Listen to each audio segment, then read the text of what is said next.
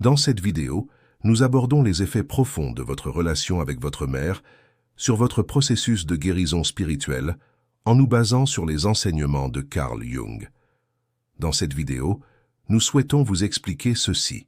Sans confronter votre mère, c'est-à-dire sans remarquer les traces invisibles qu'elle a laissées en vous, vous ne pouvez pas véritablement entendre et guérir l'enfant blessé en vous. Ensemble, nous essayons de comprendre les attentes mêlées d'amour et les sentiments de culpabilité que vous avez silencieusement intériorisés. Alors, avez-vous déjà réfléchi à l'impact de votre relation avec votre mère sur votre vie aujourd'hui? Partagez vos commentaires. Sur cette chaîne, nous ne nous contentons pas de raconter, nous prenons conscience et nous guérissons, ensemble. Dans cette vidéo, nous expliquerons comment, selon Carl Jung, vous ne pourrez guérir que si vous affrontez cette vérité sur votre mère. Qu'enseigne la théorie de l'ombre de Carl Jung et le rôle de la mère? L'un des concepts les plus importants apportés par Carl Gustav Jung à la psychologie, le ombre, représente tous les aspects d'une personne qu'elle refoule, trouve inconvenant ou n'est pas approuvée par la société. Selon Carl Jung, un individu ne peut s'intégrer que lorsqu'il reconnaît et affronte son ombre, et un véritable processus de maturation psychologique s'amorce. Cependant, la formation de cette ombre n'est pas seulement influencée par les désirs et les refoulements de l'individu. Les premières relations, notamment celles établies avec la mère, jouaient un rôle fondamental dans sa formation. La mère n'est pas seulement une personne qui prend soin de l'enfant, mais aussi le miroir qui façonne son univers spirituel. Pour un enfant, la mère est synonyme de survie, d'amour et d'acceptation. Par conséquent, l'enfant peut être amené à réprimer certains de ses sentiments et à dissimuler certains aspects de sa personnalité afin de ne pas perdre l'approbation de sa mère. Par exemple, un enfant constamment critiqué par sa mère apprend à réprimer ses sentiments avec le temps. Grandir dans un environnement où tous les sentiments ne sont pas acceptés signifie que l'enfant se dissimule petit à petit. Ces parties, refoulées, ne sont pas oubliées. Elles continuent de vivre comme des ombres dans l'inconscient. Selon Jung, ces refoulements sont à l'origine de conflits internes qui perturbent l'équilibre spirituel de la personne et la poussent à se saboter plus tard. Consciemment ou inconscientement, les attitudes maternelles marquent profondément la perception que l'enfant a de lui-même, et ces marques continuent de guider ses comportements sans s'effacer, même après des années. Les traces de cette relation précoce établie avec la mère se reflètent dans toutes les relations de la vie future. Les personnes en quête constante d'approbation, empreintes d'un profond sentiment de culpabilité, craignant l'intimité ou devenant trop dépendantes dans leurs relations, ont souvent du mal à comprendre la racine de ces attitudes. Cependant, selon le système de Jung, ces réactions ne se forment pas en surface, mais à une couche beaucoup plus profonde. Dans la relation avec la mère, l'ombre des expériences acquises et refoulées durant l'enfance pèse encore sur l'individu. Ce cycle se perpétue si la relation avec la mère n'est pas remise en question en profondeur, et non superficiellement. Et selon Jung, le véritable danger est de passer sa vie sans en prendre conscience. La prise de conscience, cependant, n'est possible que lorsque l'ombre est mise en lumière. C'est pourquoi les enseignements de Jung nous disent ceci. Tout ce que vous avez refoulé chez votre mère, vous ne pouvez le guérir sans l'affronter. Il ne s'agit pas de blâmer votre mère, il s'agit de comprendre votre enfant intérieur et de lui témoigner de la compassion. Comprendre le comportement de votre mère, voir qu'elle vit aussi avec son ombre, prendre conscience des rôles inconscients qu'elle vous a imposés et choisir de ne plus les porter. C'est là que commence la guérison. Regarder l'ombre demande du courage, mais ce courage ouvre la porte à la liberté intérieure. Comme le disait Jung, la lumière naît lorsque l'obscurité est reconnue. Et le plus sombre se cache souvent dans les lignes silencieuses de notre histoire avec notre mère. Deux archétypes de la mère, sacré ou blessant. Dans la psychologie analytique de Carl Jung, le archétype de la mère est une figure universelle présente dans l'inconscient collectif de l'humanité. Cet archétype inclut non seulement nos mères biologiques, mais aussi la nature, la terre, les déesses, les figures protectrices et même les aspects divins compatissants des religions. L'archétype de la mère se manifeste à deux extrêmes. D'un côté, il est nourricier, compatissant et sacré. De l'autre, il est étouffant, contrôlant et destructeur. Il existe une grande différence entre ces deux aspects, et chaque individu intériorise cet archétype différemment selon ses expériences d'enfance. La mère devient non seulement une personne, mais une figure intérieure. Et cette figure intérieure continue de vivre comme une voix intérieure puissante qui influence les décisions, les relations, la confiance en soi et la perception de soi de l'adulte tout au long de sa vie. En raison des codes culturels qui idéalisent la maternité, les individus ont du mal à prendre conscience et à exprimer leurs sentiments négatifs envers leur mère, parce que la mère est sacrée, intouchable et inattaquable. Selon Jung, l'archétype maternel porte en lui à la fois lumière et ombre. Et une mère peut accueillir son enfant avec un amour profond, mais elle peut aussi utiliser cet amour comme un mécanisme de contrôle. Alors qu'une mère surprotectrice empêche l'enfant de s'individualiser, une mère qui critique constamment sape sa confiance en lui. De telles expériences créent la figure de la mère blessante dans l'inconscient de l'individu. Et cette figure peut se transformer en voix intérieure de la personne plus tard, l'amenant à saboter sa propre vie. La figure maternelle intériorisée alimente progressivement la voix critique de l'individu. Des croyances telles que « je ne suis pas assez bien »,« si j'échoue, je perdrai ma valeur »,« si je suis moi-même, je ne serai pas aimé », sont souvent fondées sur des expériences vécues dans l'enfance et liées à la mère. Lorsque l'individu continue de vivre ses croyances sans les remettre en question à l'âge adulte, il est guidé par la part d'ombre de l'archétype maternel. Même si leur mère biologique n'est plus présente dans leur vie de la même manière, l'autorité intérieure qu'elle représente perdure, et cette autorité continue d'influencer de nombreux choix de vie, se dévaloriser en amour, se sentir incapable de réussir, croire ne pas mériter le bonheur. Jung insiste sur le point suivant. Se confronter à l'archétype maternel ne signifie pas blâmer sa mère. Il s'agit de prendre conscience de son influence sur nous et de s'en libérer. Car l'individu ne peut se reconstruire que dans la mesure où il parvient à identifier et à distinguer la figure maternelle dans l'ombre. Ce processus de prise de conscience n'est pas aisé. La plupart des gens répriment, idéalisent ou ignorent leurs sentiments négatifs envers leur mère. Cependant, chaque sentiment refoulé se renforce dans l'inconscient. Selon Jung, l'intégration de l'individu est possible en confrontant ces figures refoulées. Accepter le sacré comme l'aspect blessant de la mère signifie que l'individu se reconnaît non pas contre elle, mais avec loyauté envers lui-même. L'archétype maternel est à la fois fécond et transformateur. Il est presque impossible de trouver sa propre voix sans confronter l'image maternelle en nous, sans prendre conscience de sa voix sacrée mais dominante. Les enseignements de Jung nous appellent à cette prise de conscience. Lorsque vous commencez à considérer votre mère comme une personne, avec ses fragilités, ses blessures et ses défauts, vous commencez à vous libérer de son emprise émotionnelle. C'est le premier pas vers une véritable compassion envers vous-même et votre mère.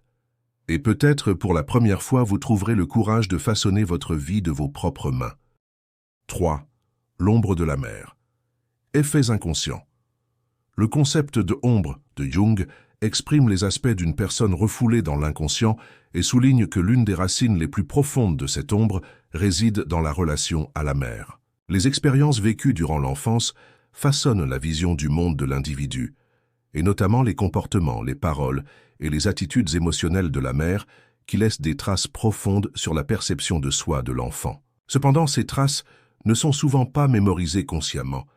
Elles sont enregistrées dans l'inconscient et non dans la mémoire. C'est là qu'intervient l'ombre de la mère. L'ombre ne représente pas les négativités provenant directement de la mère, mais les traces émotionnelles et les réactions refoulées créées chez l'individu par les expériences vécues avec elle. Même des années plus tard, l'individu perçoit la voix maternelle parler intérieurement dans certaines situations. Elle critique, juge, effraie ou restreint. Cet effet inconscient se manifeste dans les comportements et les choix de vie de l'individu. Par exemple, une personne qui se sent constamment coupable, qui ne peut prendre de décision sans l'approbation des autres ou qui a une peur intense de l'échec, a tendance à rejeter ses réactions par des explications rationnelles. Or, ces réactions reflètent les traces émotionnelles de la mère, que l'individu ne parvient pas à comprendre dans son passé, mais qu'il vit intensément. Selon Jung, cette figure de mère cachée en l'individu est encore plus efficace que la mère réelle, car elle s'exprime à partir du monde intérieur et non du monde extérieur. L'ombre de la mère, ce sont les schémas de pensée que l'individu apprend de sa mère, mais qu'il ne remet souvent pas en question. Ces schémas peuvent devenir un obstacle majeur à la réalisation de son potentiel. Ne pas reconnaître ces effets peut entraîner l'individu dans des cycles relationnels récurrents tout au long de sa vie. Un enfant qui se sent dévalorisé par sa mère peut choisir des relations qui reproduiront ce sentiment d'inutilité en grandissant.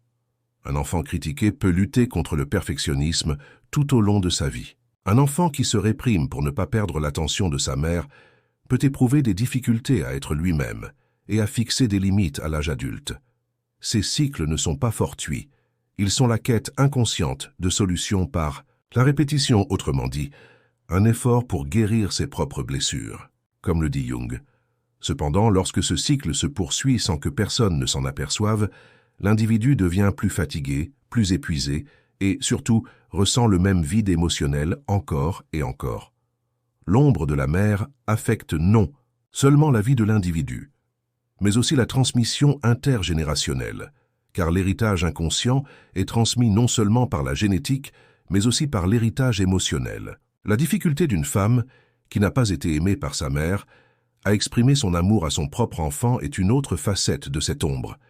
C'est pourquoi Jung suggère que la psychothérapie individuelle peut dénouer non seulement l'individu, mais aussi les nœuds émotionnels liés aux générations passées. Se confronter à la mère signifie non seulement comprendre sa propre enfance, mais aussi voir qui était la mère, quel genre d'enfance elle a eue, quelles blessures elle portait et comment ces blessures ont formé une chaîne de transmission.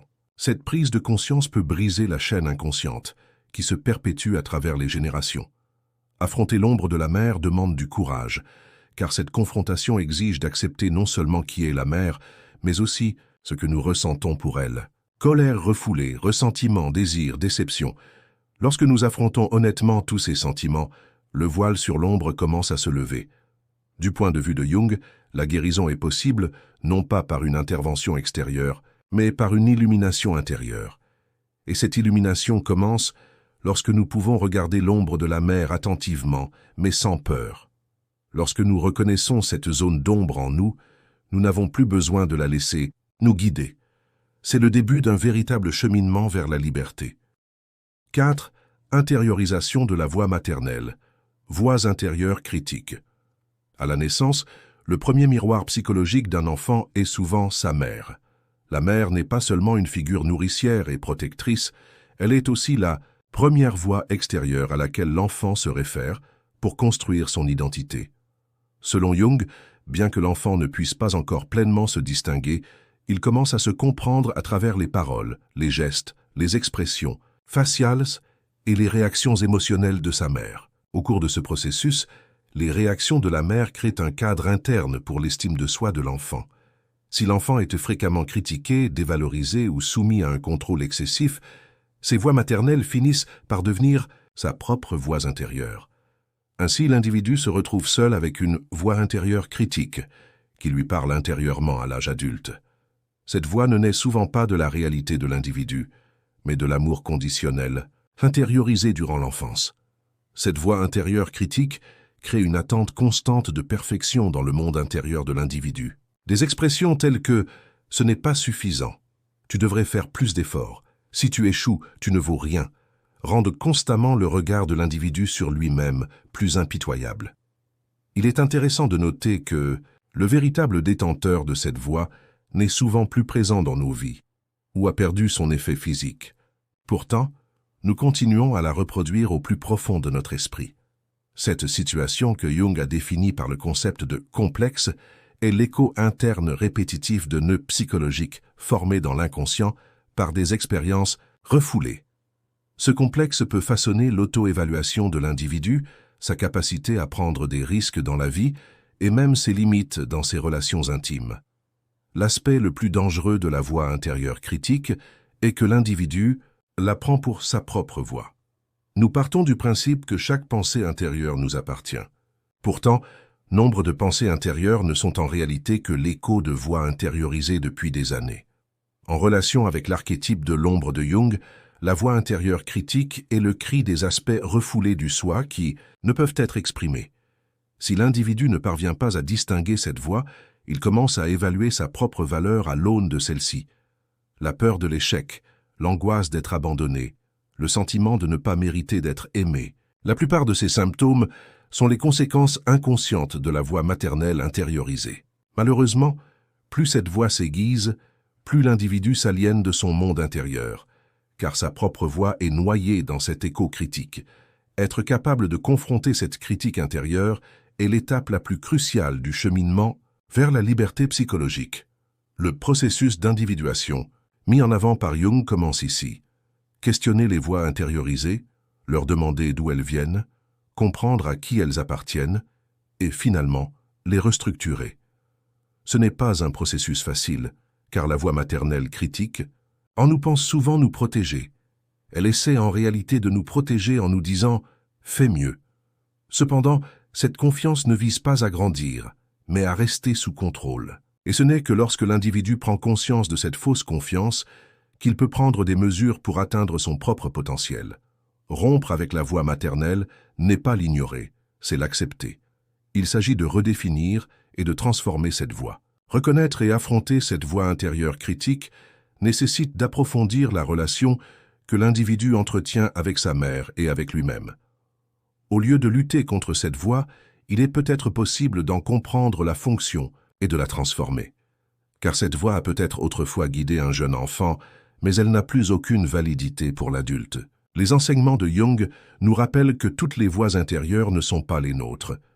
Trouver sa propre voix commence par reconnaître les échos du passé. En reconnaissant la critique intériorisée de la mère, au lieu d'y rester enfermé, nous pouvons la transformer avec compassion. Et peut-être pour la première fois commençons-nous à entendre une voix intérieure libérée du silence. 5.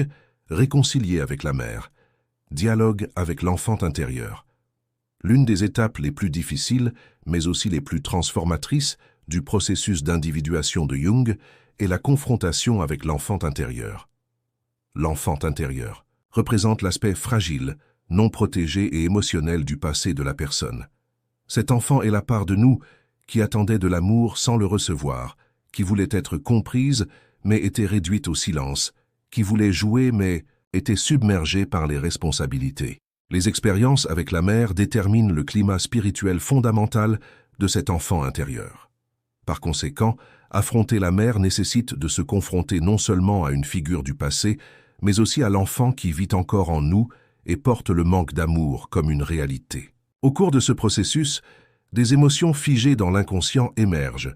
Peur, honte, dévalorisation, solitude et colère refoulée. La personne commence à ressentir ces émotions avec toute leur force pour la première fois. Le dialogue, établi avec l'enfant intérieur, est une expérience plus profonde et plus réelle que de parler à la mère dans le monde réel. Parce que l'esprit adulte refoule souvent la douleur en rationalisant le passé, il tente d'échapper à la confrontation en disant des choses comme « ma mère a fait de son mieux » ou « c'est comme ça qu'elle a appris ». Cependant, l'enfant intérieur ne parle pas avec logique, mais avec émotion. Ce qui est réel pour lui, c'est la solitude qu'il ressent, le manque d'amour, l'invisibilité. Selon Jung, la guérison commence lorsque cet enfant trouve le droit de parler. Ainsi, le dialogue avec l'enfant intérieur signifie que l'individu se penche sur son passé et perçoit ses besoins émotionnels du moment avec la conscience d'aujourd'hui. C'est une sorte de témoignage intérieur, apprendre à se voir comme personne d'autre ne l'a jamais vu. Accepter sa mère implique souvent de la colère.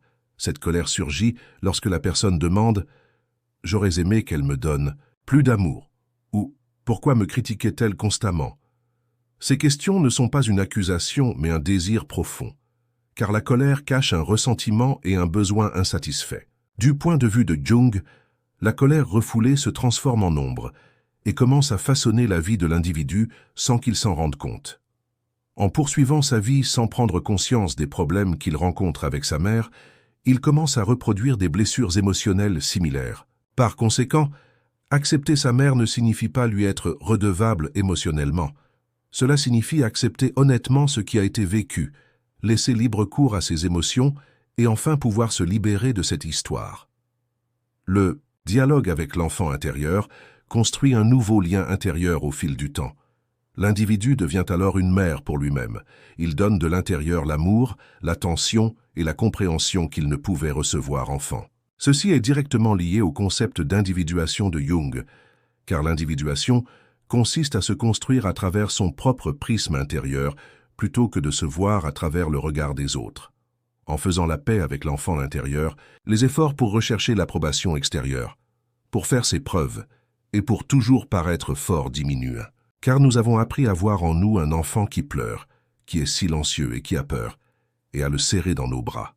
Ce lien renforce la résilience spirituelle de l'individu et lui permet d'envisager la vie avec une confiance plus profonde. Accepter sa mère n'est pas chose aisée, c'est un cheminement intérieur douloureux, émotionnellement éprouvant et chronophage. Cependant, sans cette confrontation, l'individu ressent toujours un vide intérieur.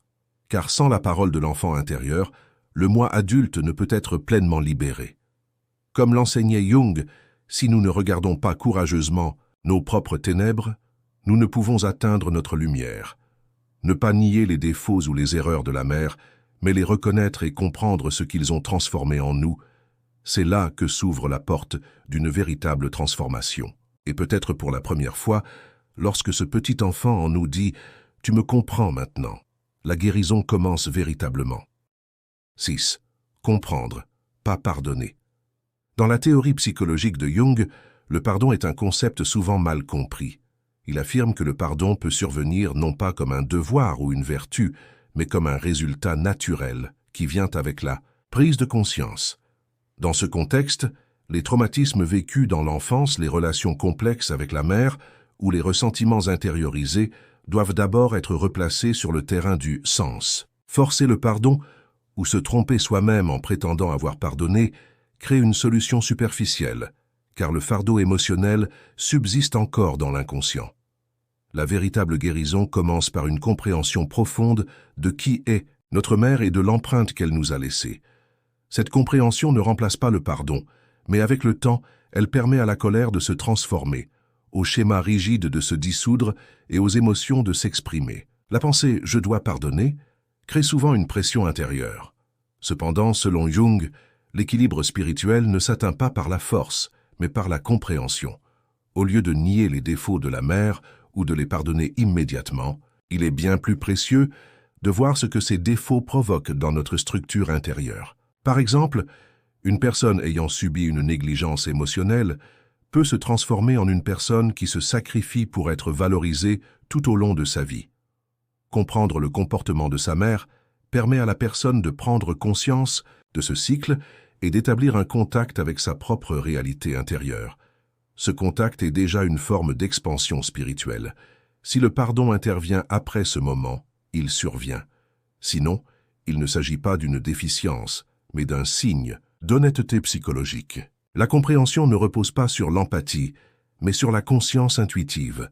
Selon Jung, il s'agit de voir l'ombre de la mère, comprendre que la mère est aussi une personne brisée dans son enfance, blessée par sa propre mère et façonnée par des désirs refoulés, ne signifie pas la justifier mais reconnaître son humanité. Parce que la figure maternelle porte en elle une perception divine de l'enfant, lorsque ses faiblesses sont perçues, la personne commence à se comprendre elle-même et à se comprendre elle-même à un niveau plus réel.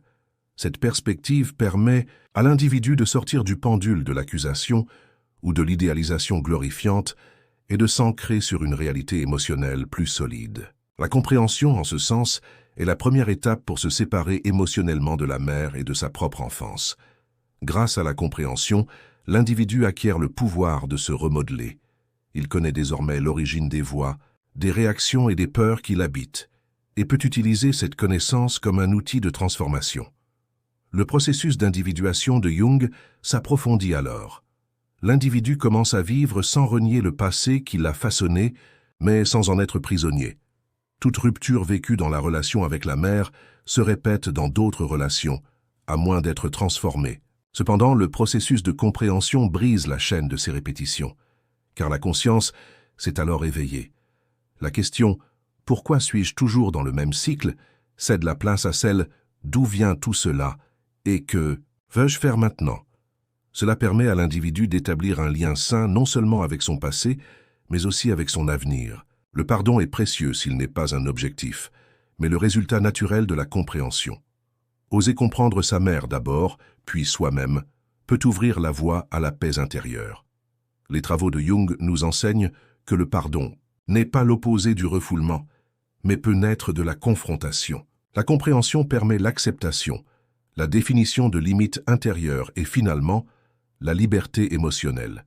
Et parfois, au lieu de pardonner à sa mère, comprendre la vérité à son sujet est le seul moyen de pardonner et de se guérir.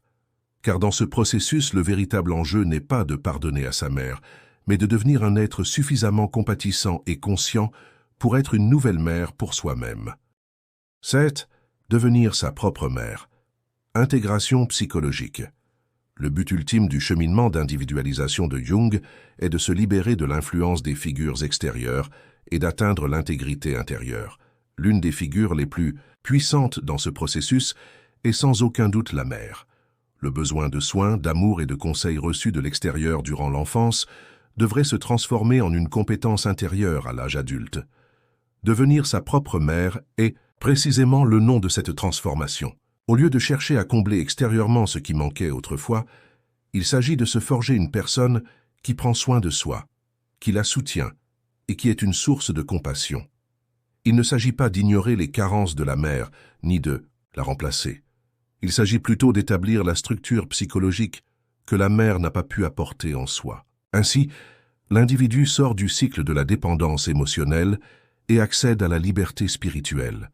Être sa propre mère exige d'écouter et de prendre en charge ses besoins autrefois refoulés.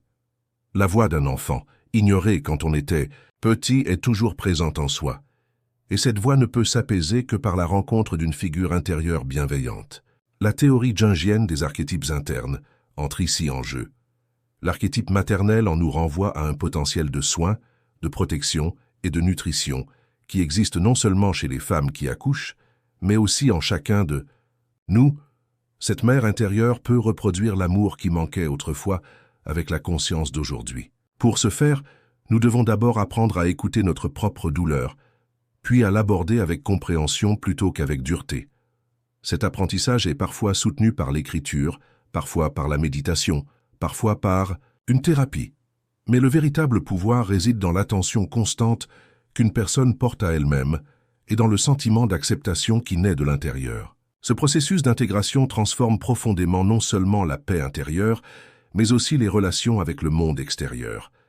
Devenir sa propre mère intérieure rompt les cycles d'attente constante d'approbation, de peur de l'abandon et de besoin d'amour. L'amour et l'approbation ne sont plus des besoins, mais l'expression d'un surplus intérieur.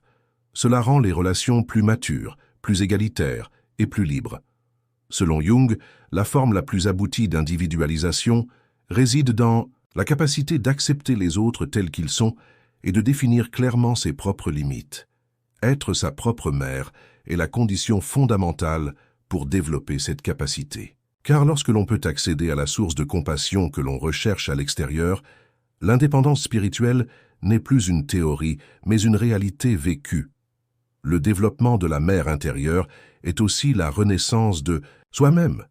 Cette naissance est douloureuse car elle exige la destruction de vieilles croyances, identités et schémas émotionnels. Cependant, la reconstruction est impossible sans cette destruction.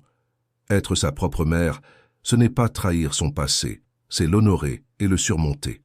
En faisant ce que votre mère n'a pas pu faire, vous brisez la chaîne de déficience émotionnelle transmise de génération en génération. Cela ouvre un espace de guérison non seulement pour vous, mais aussi pour tous ceux qui vous succéderont. Ainsi, la transformation individuelle devient une guérison collective. L'appel de Jung à affronter l'ombre prend ici tout son sens. On ne peut créer sa mère intérieure sans reconnaître et assumer sa propre obscurité. Car la mère intérieure se nourrit non seulement d'amour, mais aussi de courage et d'honnêteté. Être sa propre mère est l'une des plus grandes responsabilités spirituelles. C'est apprendre à vivre sans renier le passé, mais sans s'y enfermer. Il est possible de considérer l'absence de mère non pas comme une fatalité, mais comme un sursaut de conscience. Cette nouvelle figure qui grandit en vous se reflète non seulement en vous, mais aussi dans votre environnement, vos relations et vos productions. La vision jungienne de l'individualisation ne se limite pas à la réalisation du potentiel de l'individu. Elle contribue également à la formation d'une communauté plus consciente et plus sensible. Par conséquent, créer la mère intérieure n'est pas seulement une tâche psychologique, mais aussi un appel spirituel. Et répondre à cet appel est le point de départ de la véritable guérison. 8. Pas de guérison sans confrontation. Dans la théorie psychologique de Jung, la guérison ne se limite pas à la disparition des symptômes, mais aussi au contact de l'individu avec son être profond. Cela implique inévitablement la confrontation. La confrontation consiste à affronter honnêtement des aspects autrefois évités, refoulés ou idéalisés. Le rôle de la mère étant la figure fondamentale qui façonne la structure spirituelle de l'individu, surtout dans la petite enfance, cette confrontation est souvent une étape douloureuse, mais nécessaire. Une bonne image maternelle peut apparaître en surface, mais si un fossé important sépare cette image de la réalité, un conflit non résolu se développe silencieusement au plus profond de l'âme. Ce conflit peut se manifester à l'âge adulte par de l'indécision, un sentiment d'inutilité, des relations de dépendance ou une insatisfaction chronique.